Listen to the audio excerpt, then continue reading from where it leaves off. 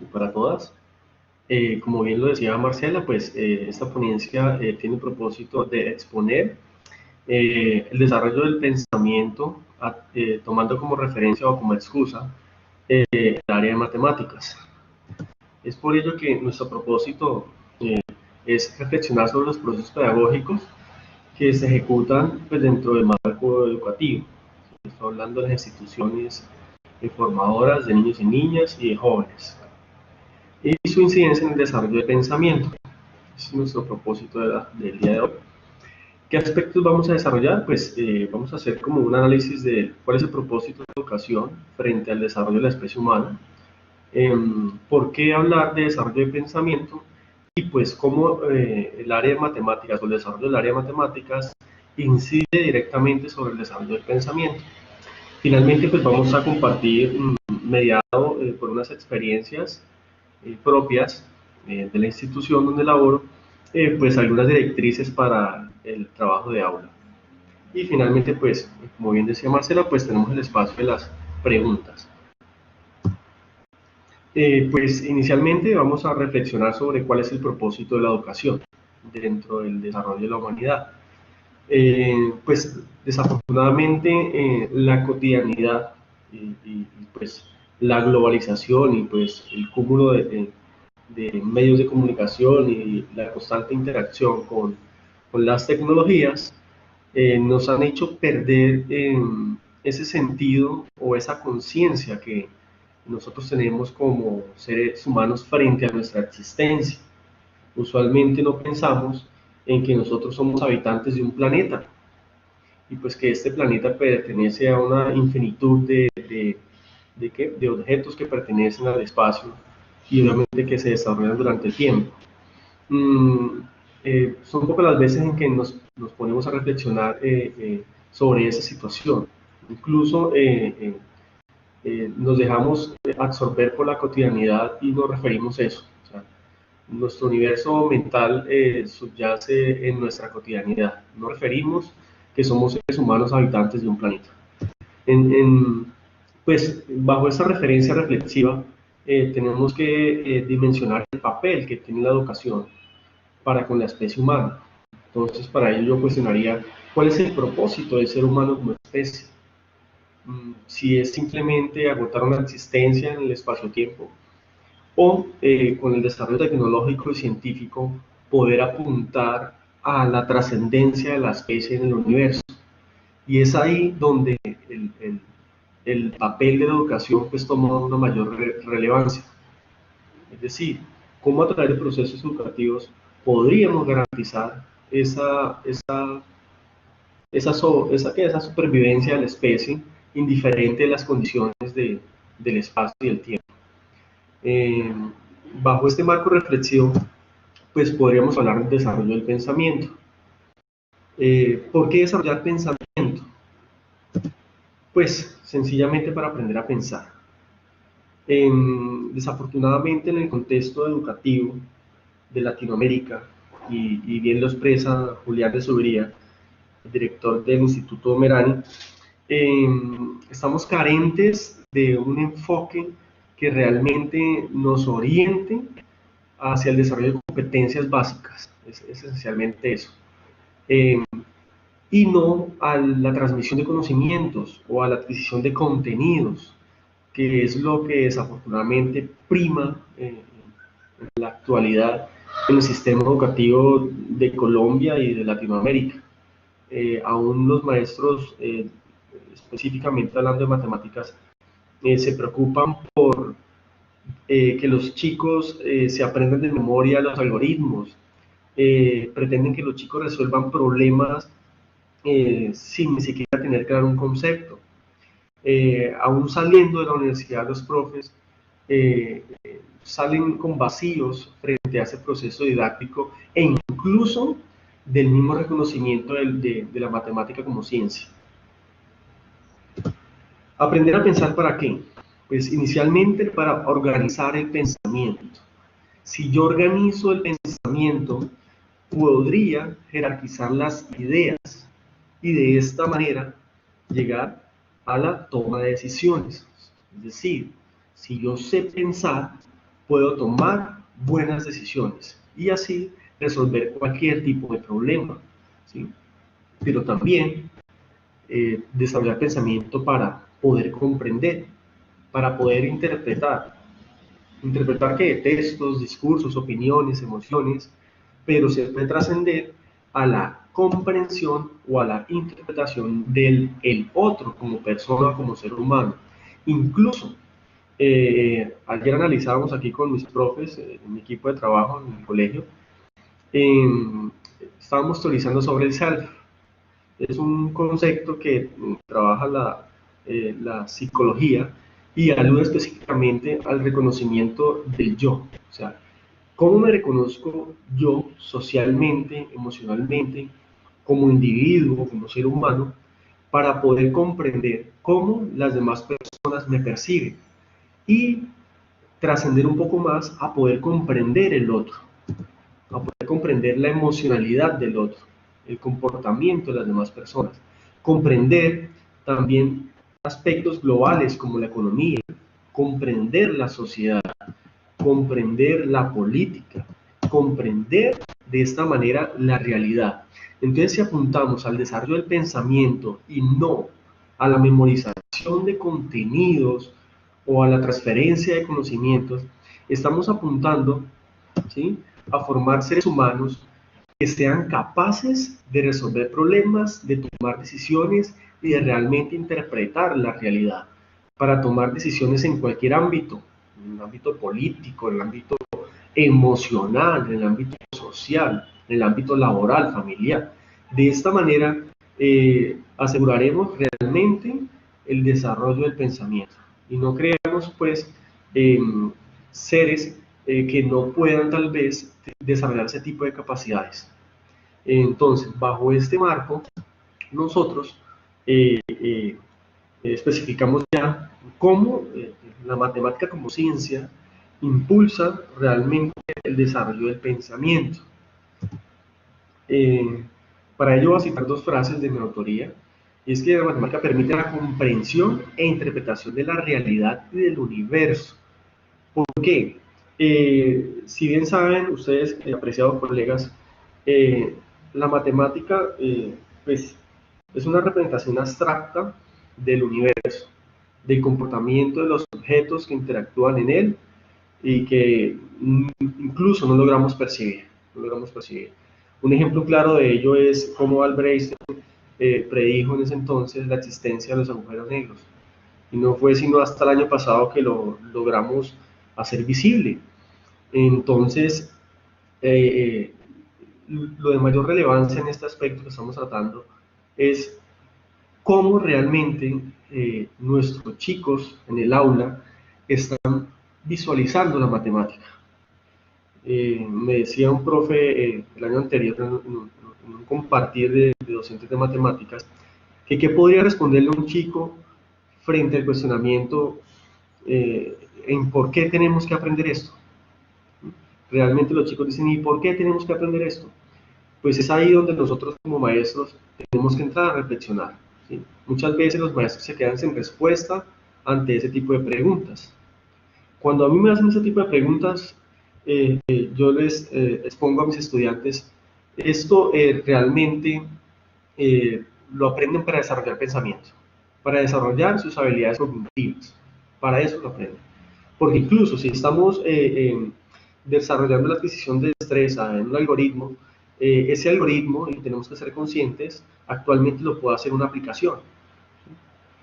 Una aplicación que desarrolla una integral, una aplicación que desarrolla una función lineal.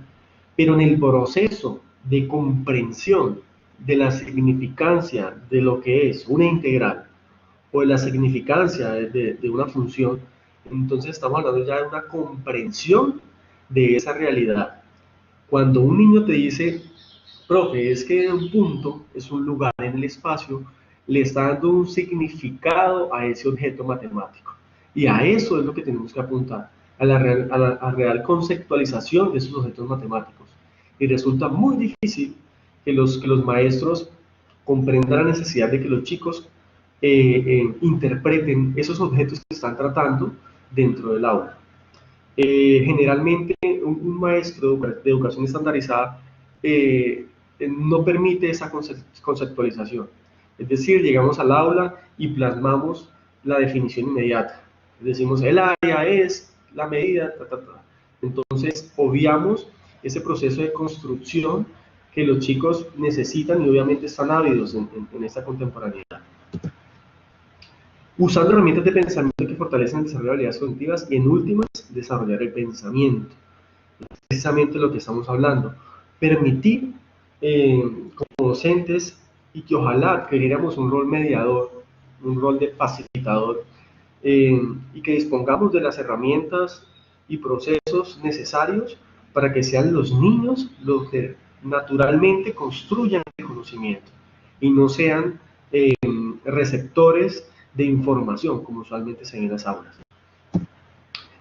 Entonces, vamos a entrar a abordar algunas directrices o algunos lineamientos para el trabajo en el aula. Precisamente para eso, para permitir el desarrollo del pensamiento, para permitir la comprensión de la realidad y para permitirles interpretar lo que están tratando en el aula. Para ello vamos a tocar un aspecto que es la representación semiótica. Si nosotros tenemos como objetivo que los chicos y chicas comprendan realmente los objetos que están tratando, tenemos que llevarlos a la realidad. De las definiciones o conceptos matemáticos por naturaleza son abstractos, son elementos ideales, y nuestro compromiso, nuestra labor como docente es representárselos a los niños o a las niñas de tal manera que puedan ser captados directamente por los sentidos. En la imagen vemos un chico que está interactuando con una torta que está dividida, pues tiene algunas particiones. Esa es una representación semiótica para el trabajo de conceptualización de fracciones. ¿Qué le va a permitir esa representación al niño? Pues ver que hay una unidad, en este caso sería el ponqué, que esa unidad está partida o está dividida o está fraccionada en partes iguales y pues que cada partecita representa una fracción. Si esa representación se diversifica, es decir, hacemos otro tipo de particiones con otro tipo de unidades y trascendemos por aún a la partición de grupos, entonces le va a permitir al niño construir una estructura mental sobre las que ya tenía y de esta manera modificar su pensamiento y comprender realmente lo que es una fracción. Y de esta manera toma significancia esa construcción conceptual. Ahora bien digo, esa representación semiótica no podemos dejarla en una sola representación, porque si la dejamos sobre una sola representación, el niño o la niña podría interiorizar o podría comprender que esa representación es el objeto matemático. Es decir, si en el ejemplo de la fracción, si el niño solamente experimenta la fracción de una torta y no experimenta otro tipo de particiones, probablemente el niño conceptualizará erróneamente el concepto de fracción, pues se quedará en la representación de la torta, es decir, dirá que la fracción es una parte de una torta.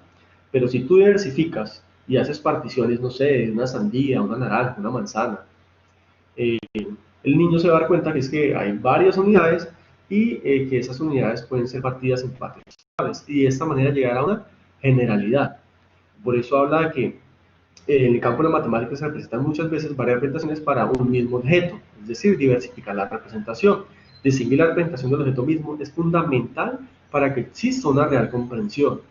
Muy bien, entonces podríamos hablar que este sistema de representaciones ayuda a facilitar la comprensión de esos símbolos, o esos signos o esos objetos matemáticos. Y la función principal es la de la comunicación. Ayer precisamente teníamos una capacitación en donde una docente del área de lenguaje nos estaba exponiendo el componente semántico. Entonces, cuando hablamos del componente semántico y en ese proceso de formación surge una pregunta: ¿qué representa una palabra? dentro del lenguaje común. Y ese análisis nos llevó, pues, obviamente a concluir que la palabra, obviamente, es la representación de ese signo o esa significancia del mundo real o del mundo abstracto. Es decir, si yo digo mesa, inmediatamente, de acuerdo a mis conocimientos previos o a la imagen que yo tenga en la realidad, podré crear una imagen mental de esa palabra, que es mesa. Y es precisamente lo que tenemos que hacer en matemáticas. Cuando un niño escuche multiplicación, el niño tiene que ubicar en su pensamiento una estructura mental que le permita crear esa imagen de multiplicación, igual con todos los objetos matemáticos. Entonces, por eso es que vamos a centrarnos en considerar la matemática también como un segundo lenguaje. Entonces, cuando hablamos de la matemática como una segunda lengua, entonces bien podríamos hacer una analogía con lo más próximo a nosotros, y pues, ver el inglés también, que es considerado una segunda lengua. Entonces, cuando a ustedes les escriben teacher, pues, o ustedes ven teacher, ¿qué se les viene a la mente? Inmediatamente la traducción. Y la traducción es profesor o docente. Si les digo book, inmediatamente a su mente llega la traducción, en este caso sería libro. Pero si yo les digo punto, ¿sí?, ¿qué llega a su mente? Y es precisamente ahí, ¿sí?, donde lo que estamos hablando es la matemática como una segunda lengua, desde esa competencia comunicativa y el desarrollo del pensamiento, pues nos permitirá comprender a través de un proceso de mediación y de construcción conceptual a nuestros chicos que es un punto. De hecho, donde yo laboro, un niño de grado primero dice de manera muy escueta, pues por decirlo así, que un punto es un lugar en el espacio, ¿sí? Pero llega a esa definición a través de un proceso de movilización de pensamiento, a través de un proceso de representaciones semióticas que le permitan realmente comprender qué es un punto, y obviamente llega a ese proceso pues a través de la construcción conceptual mediado por el desarrollo o el trabajo de unas habilidades cognitivas. Entonces, cuando digo área, ¿y qué piensan? Generalmente cuando hacemos este ejercicio con los profes, eh, hay una especie de desequilibrio mental. ¿Por qué? Porque cuando nos egresamos de la universidad como licenciados en matemáticas o incluso como matemáticos puros o alguna de sus derivados, eh, nosotros salimos pues con la creencia pues de que las sabemos todas. Y a decir verdad, pues con conceptos tan simples como estos, como punto, como área, pues nos obligan a reflexionar de que realmente tenemos que reestructurar, reconstruir nuestra propia base conceptual frente a los conceptos matemáticos.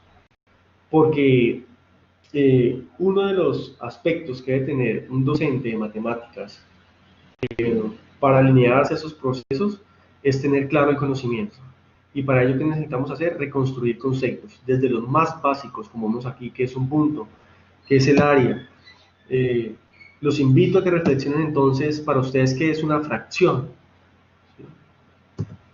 Los invito a que reflexionen para ustedes qué es un polígono, desde la definición más básica o coloquial que ustedes puedan dar, ¿sí? Entonces, con este tipo de ejercicios, aquí quiero apuntar a que realmente avisoremos que hay una necesidad de transformar nuestras prácticas pedagógicas, una necesidad de poder convertir ese rol de maestro estándar o tradicional a un maestro facilitador, a un maestro que realmente permita mediar el aprendizaje para que los chicos y las chicas construyan realmente su propio conocimiento y no sean entes receptores en el aula. Eh, las competencias matemáticas no se alcanzan por generación espontánea, sino que requieren de ambientes de aprendizaje enriquecidos por situaciones, problemas significativas. Yo sé, profes, que para uno como docente es muy difícil decir, bueno, ¿y cómo voy a trabajar fraccionarios? ¿Cómo voy a trabajar proporciones? Pues a veces no es tan difícil ni complicado. Hay que ser muy perspicaz para poder adecuar esos ambientes de clase, poder llevar las experimentaciones adecuadas para que los niños y niñas realmente se motiven en el aula, y recuerden que la motivación es una de las bases para esa disposición para el aprendizaje, ¿sí? Entonces, pues es eso. Para eso entonces pues les traje algunos ejemplos para que ustedes puedan comprender mejor lo que les estoy exponiendo. Aquí tenemos una clase de construcción conceptual. Vamos a trabajar proporciones con los chicos. La idea es que al final que es una proporción. Esta es una de las muchas experimentaciones que hacemos de proporcionalidad. Aquí estamos haciendo una preparación. Estamos con una receta para unos pancakes. A los niños se les proporcionan los ingredientes y se les cuestiona sobre cuál es la proporción ideal para obtener una mezcla perfecta, pues para que no quede muy viscosa o para que no quede pues con grumos, etcétera, etcétera. Entonces los chicos tienen que hacer varias experimentaciones con los ingredientes para poder identificar la cantidad de ingredientes que tienen que mezclarse para obtener la mezcla ideal para los pancakes. Usualmente cuando uno trabaja proporciones, uno pretende que los chicos concluyan que la proporcionalidad es la relación que hay entre dos magnitudes y que si uno aumenta el otro también. Sí, de hecho eso es proporcionalidad, pero es también interesante poder trascender incluso en esa formulación de conceptos y que los chicos además te añadan que es que esa relación tiene que tener un sentido, porque yo puedo relacionar una taza de leche con 3 de harina, pero resulta que es que si yo relaciono una taza de leche con 3 de harina, la mezcla no me va a quedar bien, no me va a quedar bien. En cambio, si hago una taza de leche con 2 de harina, la mezcla sí me va a quedar bien. Entonces, des en cuenta cómo la construcción del concepto de proporción trasciende un poco bajo esa concepción que tenemos nosotros mismos como docentes. Por eso hablo de una reconstrucción de los conceptos matemáticos. Entonces, cuando hablamos de una construcción conceptual con experiencias significativas como estas, estamos hablando de esa competencia comunicativa que bien nos expresa el ministerio, y cómo a través de esa misma representación y modelación de los conceptos en el mundo real y al nivel de los chicos, porque hay que tener en cuenta la edad de los niños, se puede lograr esa representación del concepto. Y ustedes están viendo ahí, es una representación semiótica del concepto de proporción, y hay muchas otras representaciones de proporción. Hay un planteamiento de resolución de problemas desde la misma construcción conceptual. Usualmente dejamos los problemas para el final, es decir, incluso nos saltamos esta construcción conceptual, le presentamos al niño el concepto de proporción, trabajamos proporciones en una tabla y de una vez empezamos a trabajar problemas. Entonces des en cuenta todos los conflictos y frustraciones que podemos desarrollar en nuestros chicos si el pensamiento no está preparado para siquiera comprender de qué están hablando. Entonces, supongamos el caso hipotético de una clase que llegue el profe y presente la definición de proporción. ¿Sí? Incluso para el lenguaje es nueva esa palabra, proporción, y que un profesor diga proporción es esto y se desarrolla así. Imagínense pues el conflicto mental que tendrá el chico en ese momento, y uno como docente esperando que el niño responda a eso, ¿sí? Cuando su nivel de desarrollo no le permite hacer ese nivel de comprensión de manera subjetiva, ¿sí? Entonces, este tipo de ejercicios lo que hace es facilitar ese reconocimiento del concepto. Y obviamente estamos hablando de un razonamiento, de una argumentación. Como les decía anteriormente, el niño no solamente va a decir, es que la proporción es que cuando una cantidad aumenta la otra también. Pues sí, es cierto, pero tiene que haber una relación entre esas dos cantidades. ¿Listo? Y de esta manera pues hacemos más significativo el proceso de construcción conceptual. Avanzando a adquisición de destrezas, cuando hablo de adquisición de destrezas, aludo específicamente a la resolución de algoritmos.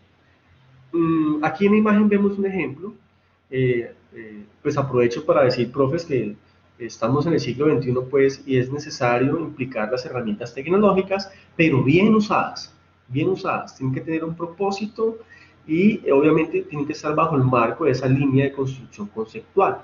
Entonces, en la imagen vemos un chico que tiene pues un problema, Entonces hablamos de resolver problemas desde la adquisición de destreza y pues es completar la figura simétrica, ¿sí? Ya se sabe que es simétrica.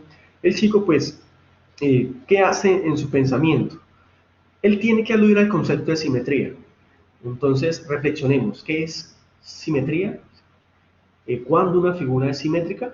Si un niño tiene claro el concepto de simetría, él podrá resolver este tipo de problemas, porque este concepto de simetría me dice naturalmente que es que todos los puntos, ¿sí? Que están, se encuentran a una misma distancia del eje de simetría. Entonces, como ven ahí en el geoplano que tiene el chico, él está imaginariamente trazando ese eje de simetría y está hallando esa relación que existe entre los puntos y el eje de simetría, que en este caso pues es la distancia. ¿Sí? Entonces ahí estamos hablando de un planteamiento y resolución de problemas. Y obviamente está implícito el razonamiento y la argumentación, porque el chico dirá que el trazo que está haciendo responde a una figura simétrica porque se sabe que es simétrica, porque los puntos conservan la misma distancia al eje de simetría y además porque están alineados con su reflexión. ¿Listo? Y de esta manera pues se enriquecerían más eh, el nivel de destreza. Cuando desarrollamos un algoritmo, de eso se trata, que los niños comprendan qué están haciendo, eh, traduzcan el concepto matemático. Otro ejemplo de esto sencillo es cuando los niños están haciendo una resta.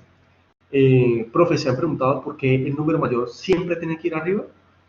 Entonces, preguntas como esas lo llevan a uno a reflexionar y lo llevan inmediatamente a conceptualizar la noción de resta.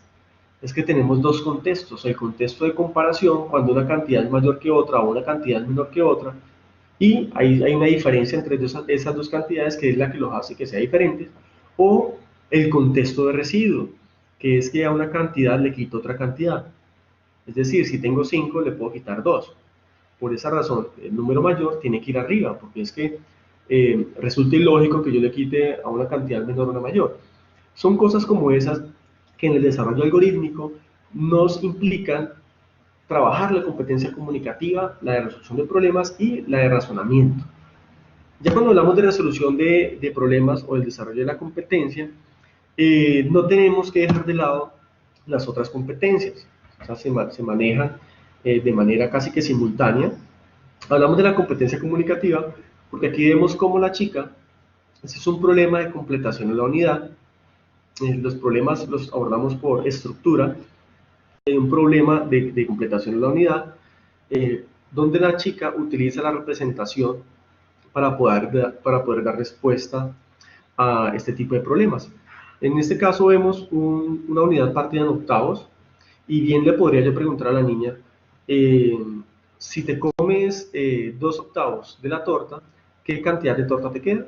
Inmediatamente ella va a aludir al concepto de que una fracción es una partición eh, de una unidad en partes iguales y pues ella va a decir que si se come 2/8, la unidad está partida en octavos, o sea que la unidad tiene 8/8. Si se come 2, entonces me quedan 6/8. Entonces, en cuenta que la comunicación y la modelación inciden en la resolución de problemas. Eh, y obviamente el razonamiento y la argumentación pues toman un papel fundamental acá, porque en instancias iniciales habrá el apoyo comunicativo, pero pues ya tendremos que después prescindir de esto porque ya queda la estructura mental clara y resolucionar problemas a un nivel pues más autónomo y sin representación de este tipo, concreta o pictórica. Y pues, profes, de esta manera se enriquece más la instancia de resolución de problemas. A lo que voy es que estamos integrando, ¿sí?, las competencias. Otras situaciones significativas de aula, por ejemplo esta, qué volumen tiene el siguiente cuerpo geométrico. Entonces ahí vemos cómo estamos trabajando el componente espacial métrico. Situación de proporcionalidad para el grado segundo. Tenemos el apoyo de la tecnología para trabajar en este caso situaciones problema de perímetro.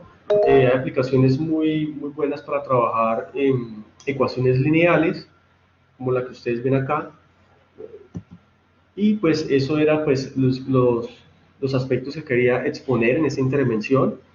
Como ustedes ven, hay integración de muchos aspectos, pues por cuestiones de tiempo, entonces dejamos esta integración de aspectos hasta acá eh, ahí hablamos de representaciones semióticas, hablamos de habilidades cognitivas, de desarrollo de pensamientos, tocamos el pensamiento reflexivo frente al papel que juega la educación con la humanidad, y pues entonces se abre el espacio pues para las inquietudes que tengan ustedes frente a esta ponencia. Bueno, profe, muchas gracias. Entonces, en este momento iniciamos la sesión de preguntas, cuya duración será de máximo 20 minutos. Entonces, para realizar las preguntas, se pueden dirigir a la parte inferior derecha de sus pantallas, pulsar en el botón morado que aparece allí y en la primera opción, la burbuja de chat. Ahí podrán escribir sus preguntas.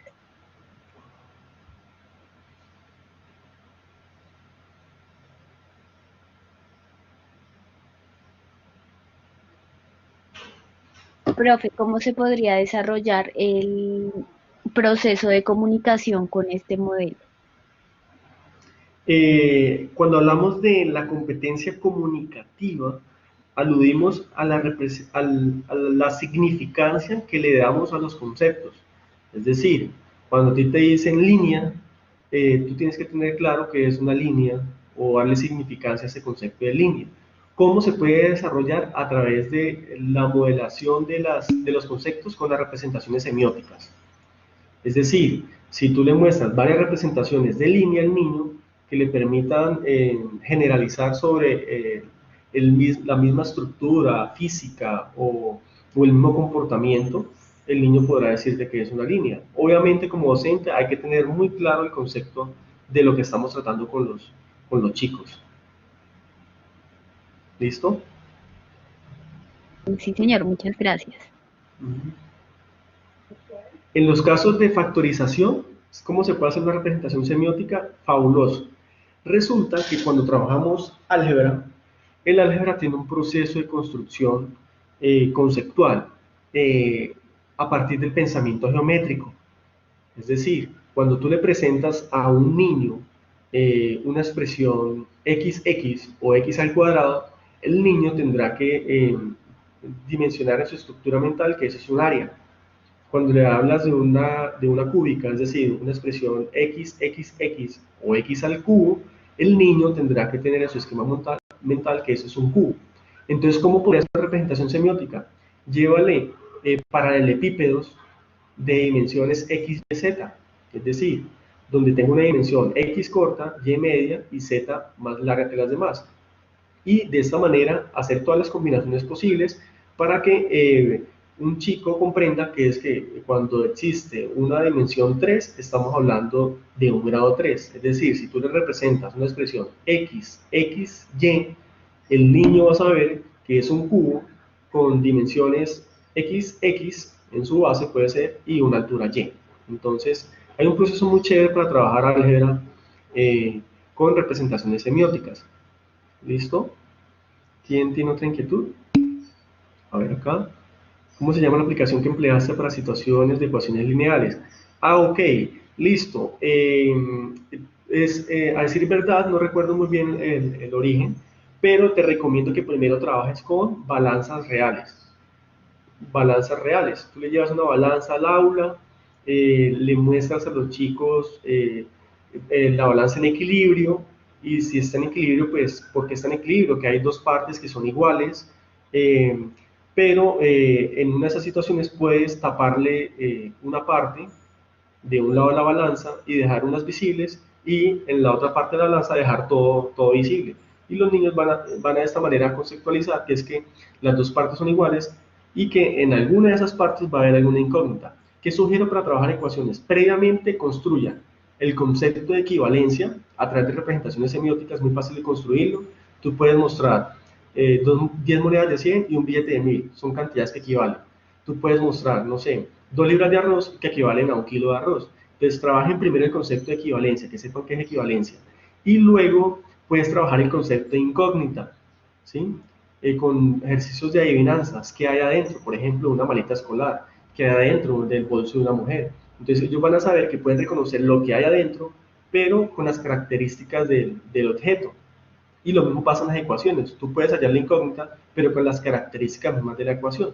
Entonces, una balanza real trabaja previamente los conceptos de equivalencia y de incógnita, y luego sí trabajas el concepto de ecuación o ganancia real, y en la web hay muchas aplicaciones para trabajar balanceo.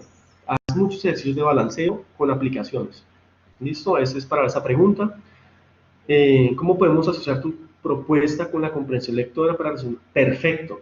Precisamente estamos desarrollando en este momento una investigación eh, para trabajar la propuesta de comprensión lectora en matemáticas. Va muy ligado a lo que estamos haciendo. Eh, comprensión lectora, ¿qué implica? Perdón, interpretar. Pero para interpretar tengo que darle sentido a las palabras, o sea, la semántica, ¿sí? Estamos hablando de componente semántico, poder comprender de qué me están hablando. Y segundo, que no se sale en matemáticas, porque estamos hablando del desarrollo de las habilidades lingüísticas, es decir, poder interpretar los textos escritos. Depende de la edad del niño, nosotros pues trabajamos niveles literales o inferenciales, es decir, rescatar información explícita o implícita en los textos para el desarrollo de situaciones problema. Y las representaciones que pueden tener esos textos. Recuerda que hay representación de textos continuos, que son los problemas pues, escritos, para que me comprendan, y textos discontinuos, que son las gráficas o las imágenes. Entonces sugiero trabajar, posterior a la representación semiótica, algún tipo de situación que tenga ese tipo de representación, ya sea un problema escrito o un problema representado a través de imágenes. Se pueden apoyar en preguntas test tipo saber, que extraen muy buenas especificaciones, incluso te centran en el componente y la competencia que estás trabajando.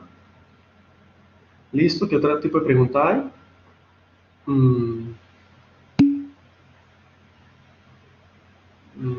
¿Hay más preguntas? Propuesta. Ok, ¿cómo puede usarse la presentación semiótica para la enseñanza de operaciones entre conjuntos? Bueno, resulta que los conjuntos, cuando hablamos de conjuntos, no sé por qué estamos hablando de conjuntos en primaria. Si vamos a los estándares, en primaria no se trabaja conjuntos. Y de hecho, pues algunos libros trabajan conjuntos. No sé por qué están trabajando conjuntos. El trabajo de conjuntos se puede hacer desde desarrollo de pensamiento. Es decir, no como temas ni como contenidos, sino como representar situaciones, problemas con conjuntos y que ojalá sean interactivas. Por ejemplo, se me ocurre una operación entre conjuntos en que tú formes a tus chicos de pie en el salón y de la siguiente instrucción: a la derecha a los que les gusta la pizza, a la derecha a los que les gusta la hamburguesa y en el medio a los que les gustan las dos. Entonces ahí podrías hablar de una intercepción de conjuntos y aprovechar para trabajar diferencia. Acá les gusta la pizza pero no la hamburguesa, acá les gusta la hamburguesa pero no la pizza. Entonces puedes hacer ejercicios interactivos y hay muchos otros tipos de representaciones, pero tienes que llevar elementos concretos para poder hacerlo y apoyarte mucho en el lenguaje pictórico, es decir, con imágenes. ¿Listo? ¿Otra pregunta? Profe, ¿qué objeto matemático o procedimiento se ha dificultado enseñar a partir de este modelo? De hecho, no hay ningún objeto matemático que sea difícil de enseñar. Lo difícil, profes, es que nosotros como docentes comprendamos ese objeto matemático, lo tengamos tan claro, que podamos nosotros tener la perspicacia de encontrar los elementos del entorno que nos permitan adaptar la representación de ese modelo matemático. Por ejemplo, ustedes dirán, es difícil, por ejemplo, una representación semiótica de una función. Entonces, primero tengamos claro qué es una función. ¿Qué es una función? La relación entre dos conjuntos. ¿Sí? Que de ese conjunto, pues a través de una relación, obtenemos una imagen en este conjunto. Entonces, ¿por qué no inventarnos una máquina de funciones en el salón o alguna situación que represente una función a través de la mediación de una representación semiótica? Recuerde que las representaciones semióticas son las representaciones reales de esos objetos matemáticos. Entonces, no hay objeto matemático que sea difícil de representar. Eh, eh, Tenemos que ser muy perspicaces para nosotros buscar esa representación semiótica o construirla si nos toca. ¿Listo? Muy bien. ¿Quién más? Sí, señor, muchas gracias. El profesor Jesús realizó una pregunta. Ok, ya la estoy viendo. Jesús. Mencionas que el aprendizaje no se debe condicionar al desarrollo de contenidos, sino a través de competencias básicas. Si desarrollo una secuencia didáctica basada en competencias, es más recomendable trabajarla por algunos temas en específico o tomarlo de manera global. Es decir, tomar una situación problema para todo el periodo o hacer varios dependiendo. No, lo que sucede, Jesús, es que eh, cuando abordamos competencias, las competencias se tienen que sujetar de algo, o sea, el trabajo de nosotros tiene que sujetarse de algo, agarrarse de algo. ¿De qué se agarran en este caso? De los contextos, y esos contextos están mediados por los contenidos. Es decir, si yo voy a trabajar mínimo con un múltiplo, yo tengo que tener una situación, un problema donde arrancar. Y esa situación, problema, pues estamos hablando de mínimo con un múltiplo, estamos hablando de un contenido. Entonces no podemos obviar los contenidos académicos. Podrá existir, reitero, podrá existir un modelo pedagógico que se base en procesos de desarrollo, podrá existir en desarrollo de pensamiento, podrá existir, y podrá obviar contenidos académicos, sí, existirá, pero recuerden que estamos en un contexto educativo, normativo, entonces los lineamientos que da el ministerio, pues de cierta manera hay que cumplirlos por normas, si estamos hablando de una institución de educación formal. Entonces, tenemos que alinearnos a los contenidos, pero reitero, puede existir un modelo pedagógico que se centre en el desarrollo de pensamiento y obvie los contenidos, podría existir, pero pues habría que mirar la validez frente a las normativas o a las autoridades frente a esos contenidos. Y pues por simple cultura los niños tienen que reconocer ciertos objetos matemáticos y ciertos contenidos.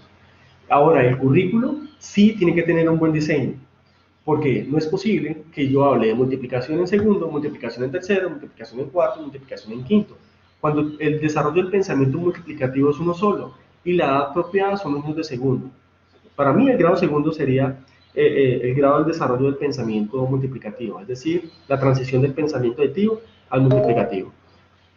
Bueno, Jesús, espero haber quedado pues, claro con mi respuesta. ¿Qué otra pregunta hay? Jesús. Bueno, profe, están escribiendo en este momento, entonces Bien. vamos a esperar unos minutitos a ver si tienen alguna pregunta. Y si no, pues daríamos cierre entonces a esta partecita de sesión de preguntas. Listo. Amparo. Bueno, lo que te decía, Amparo, es una pregunta muy usual, ¿sí? Y incluso te dirán, esto hasta lo hace mi calculadora, lo hace mi celular, pero ¿para qué aprendo esto? Una respuesta sencilla. Aprendes para desarrollar pensamiento. Esa es la excusa, ¿sí? Que aprendan a multiplicar es una excusa para que el niño esté desarrollando el pensamiento multiplicativo, para que el niño esté comprendiendo la significancia del concepto de multiplicar. De eso se trata, ¿sí? Utilizar la matemática como excusa para desarrollar las habilidades de pensamiento. Ese es el propósito de nosotros. Reitero, multiplicar, integrar, eso lo hace una app, un celular.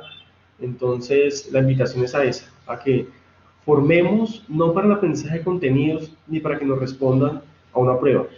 Formemos para desarrollar pensamiento, para desarrollar seres perspicaces, seres que puedan tomar decisiones ante un futuro incierto. No sabemos qué nos espera mañana, entonces mañana no nos va a servir de nada multiplicar, pero sí me va a servir de algo pensar, saber pensar. De hecho, me gusta mucho una serie, se llama Perdidos en el Espacio, y esta serie es de la familia Robinson, y lo que hacen los integrantes de la familia Robinson durante toda la serie es resolver problemas. Y de eso se trata, de poder uno tomar decisiones en cualquier ámbito, emocional, político, social, científico, o cualquier situación de la vida cotidiana, eh, que te permita tomar decisiones. Eso nos sirve en última, saber pensar, saber pensar. Entonces, ese es el propósito central de esta ponencia. Espero les haya servido demasiado.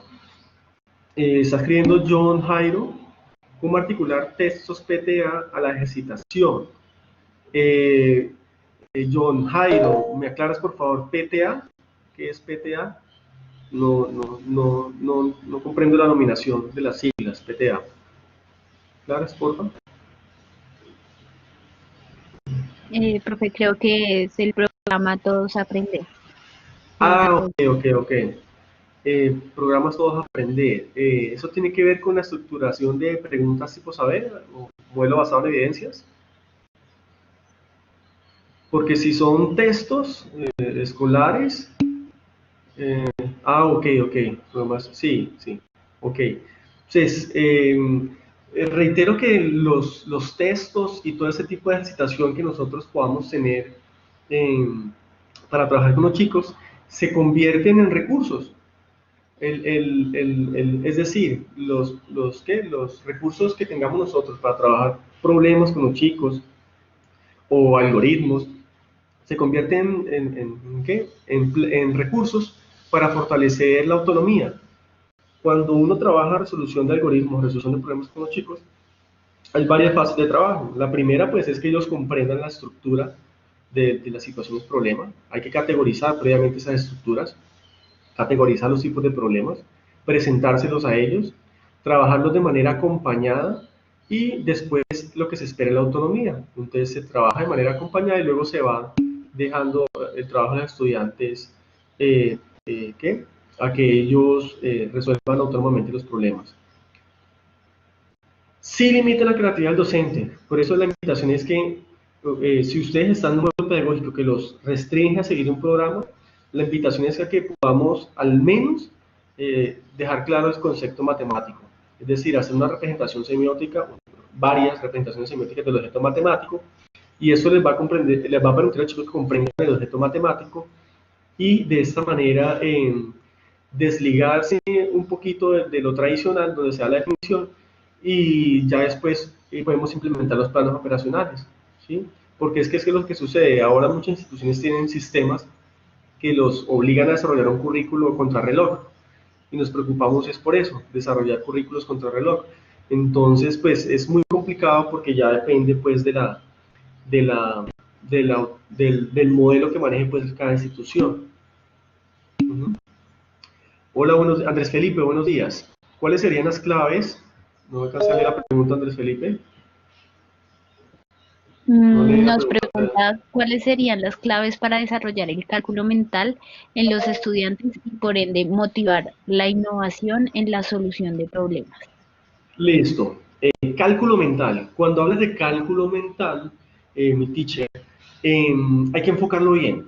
Primero, teniendo en cuenta el nivel de desarrollo del niño, los contenidos académicos del grado, y que ese cálculo mental sea provechoso para el nivel de pensamiento del niño. Es decir, si están trabajando el pensamiento aditivo en el grado primero, hacer cálculo mental con sumas y restas de un dígito, ¿sí? Y mental, obviamente inicialmente se dejan instancias con concreto, es decir, cuente con los deditos, pero luego se va adquiriendo la habilidad mental. El cálculo mental sirve para ese tipo de situaciones, para el desarrollo de destrezas. Y ojalá se implique un cálculo mental que releve la posicionalidad. Por ejemplo, puedes hacer un cálculo mental de suma de números de dos dígitos en donde el niño tenga que sumar primero las decenas y luego unidades. Es decir, no haya agrupación de unidades en decenas. Es decir, sumar 22 más 34. Entonces el niño suma 20 y 30, 50. Y 2 y 4, 6. Entonces 56. Ahí sí vale la pena trabajar cálculo mental. Y pues para adquirir destreza, es simplemente ese cálculo mental. ¿Listo? Seguimos. ¿Hay una metodología para desarrollar representaciones semióticas para un concepto pero solo en clase? No, no hay metodología. La metodología es, reitero, es la perspicacia de nosotros para encontrar representaciones adecuadas para el objeto matemático. A veces toca construirlas, las representaciones. Por ejemplo, si tú vas a trabajar multiplicación, estás trabajando secuencias aditivas, una representación semiótica para esas secuencias aditivas puede ser, por ejemplo, una máquina transformadora. Una maquinita donde el niño ingrese, no sé, un dulce y le salgan dos. Entonces date cuenta que va a ser visible para el niño que es que hay una transformación de una cantidad. Y así van analizando la duplicación, la triplicación, y estamos trabajando pensamiento aditivo. Muchas veces toca construir, no están en el entorno. ¿Por qué ya no es recomendable trabajar por contenido sino por habilidades cuando realizamos planeación curricular? Reitero, no es que estoy diciendo que no trabajen contenidos, o sea, lo que digo es que no hay que tomar el contenido y transmitírselo a los chicos. Lo que hay es que hacer es coger el contenido, buscar las herramientas necesarias, tener en cuenta el proceso de desarrollo del niño, tener en cuenta los conocimientos previos y muchos otros factores para poder mediar el aprendizaje. ¿Sí? Los contenidos pueden estar, ¿sí? Y son el contexto, se vuelven el contexto del desarrollo del pensamiento, ¿sí? Entonces los contenidos deben estar bien estructurados, porque reitero, no es trabajar multiplicación en segundo, tercero, cuarto, quinto, cuando hay una fase de ese pensamiento que es el grado segundo, y en segundo debe quedar claro el proceso multiplicativo. Que después se utilice la multiplicación para trabajar otros conjuntos, como decimales, como fraccionarios, sí, pero ya la multiplicación está clara abajo. ¿Cómo estructurar, Jainer? ¿Cómo estructurar una investigación educativa sistemática desde la representación semiótica? Eh, Puede ser trabajar, pues, obviamente orientada desde el enfoque constructivista o un enfoque más ecléctico, porque hay muchas teorías que se pueden conjugar para trabajar el desarrollo del pensamiento e implicar a su vez la representación semiótica. Pero no es aconsejable que nos centremos solo en la semiótica. O sea, hay que integrar otras teorías. Hay que integrar a Piaget, hay que integrar a Vygotsky, hay que integrar a Brunner, incluso a Goleman con el desarrollo de la inteligencia emocional, porque recuerden que el desarrollo del ser humano también prima, también prima. Sistemas, John Jairo otra vez, John Jairo. Pones sistemas de numeración antigua, Maya, Verónica, para trabajar potencial cálculo. ¿Qué otras ideas?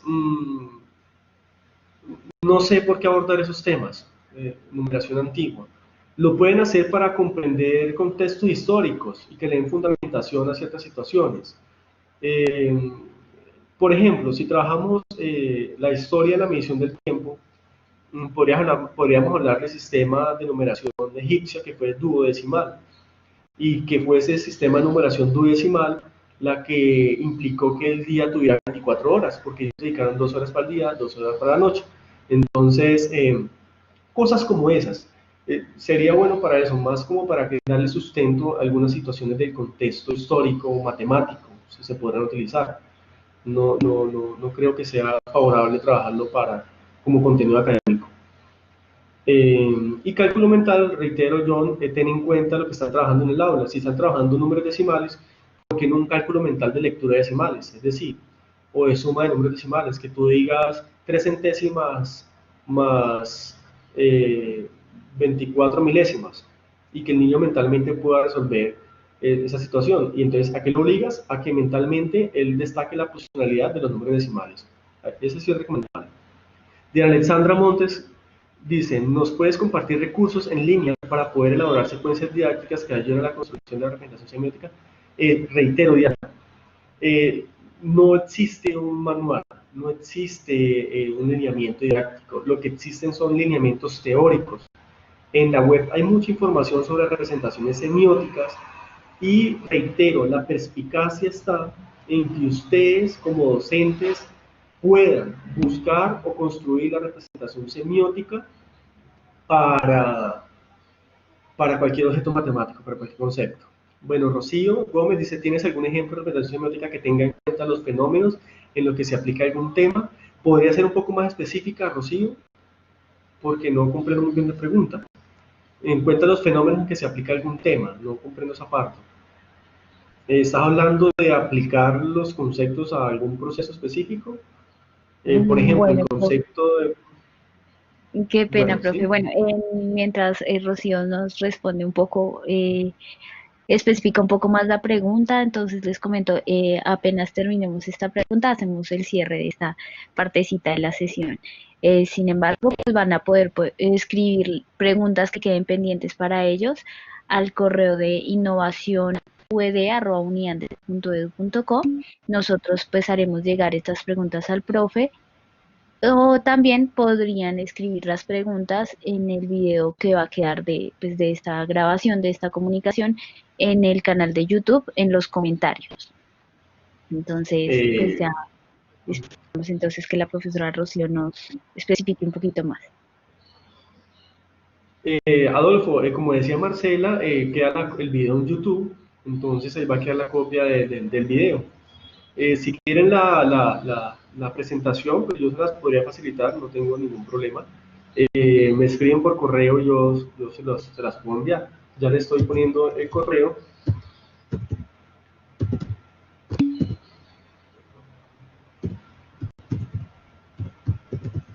en línea.